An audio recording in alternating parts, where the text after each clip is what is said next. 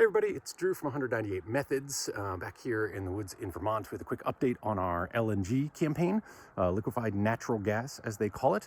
If you haven't already seen, on Friday morning, the Biden administration announced a pause on all new export permits for LNG, going through past election day into early 2025. And that is huge news and big congratulations, especially to all of our frontline leaders, Rashida, James, Travis, all the folks who worked really hard on this with regards to the CP2, Calcasieu Pass 2 facility, but really all of you who sent letters and wrote comments and signed petitions and came to FERC meetings and came to DOE and did so many things, marched in the streets of New York by the tens and hundreds of thousands. All of that stuff got us to this moment where the Biden administration has now paused LNG exports, and that is a huge win for communities and the climate. So congratulations to everyone.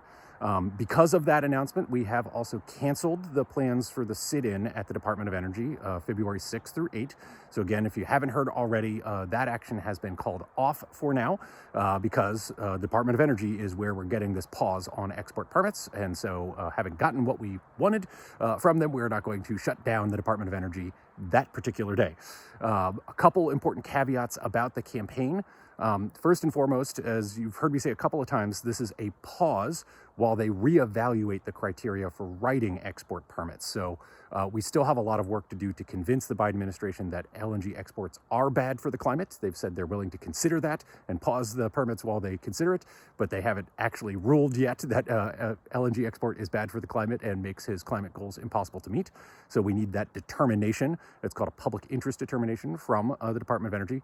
And part of what our frontline friends, Rashida and James et al., will be doing over the next couple of weeks is meeting with the Department of Energy to figure out how they're going to write those new rules and how to make use of this pause to actually change policy permanently at the Department of Energy.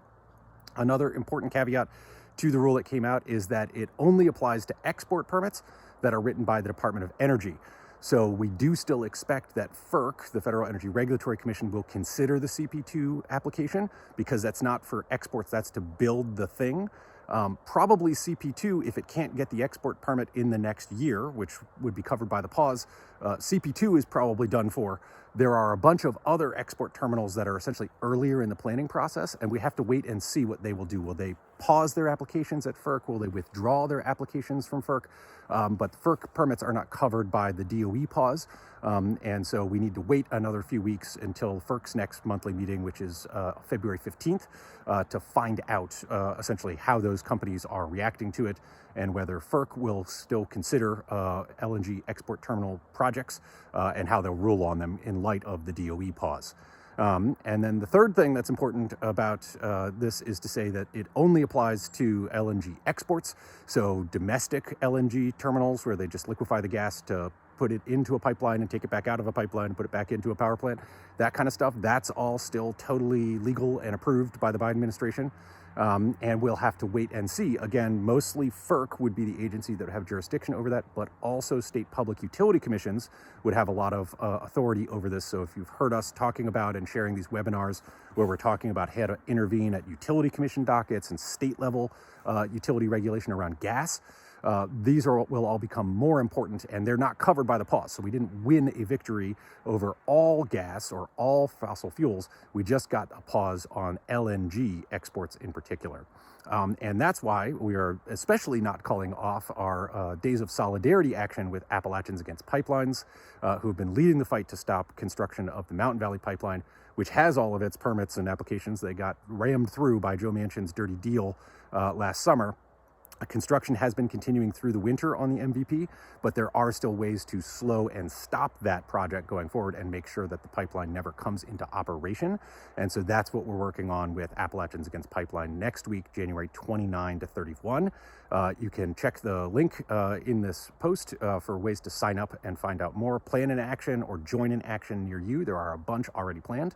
And especially if you're in Virginia, North Carolina, DC, Baltimore kind of area, where we have taken a lot of actions about the MVP over the last few years.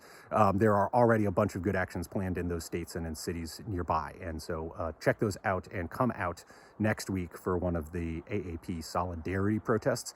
And if you are not close enough to get to one of those, or there isn't something planned in your area already, you can also make a quick phone call. We've got several phone numbers for contractors on the MVP, and as well as some script suggestions from our friends at Appalachians Against Pipelines.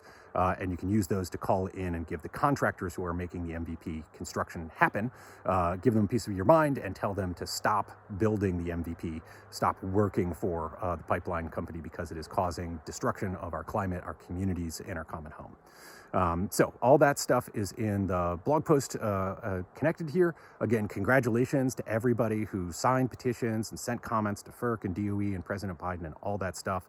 Everybody who's marched and rallied and fought so hard to get us to this point where the president is finally standing up to the fossil fuel industry.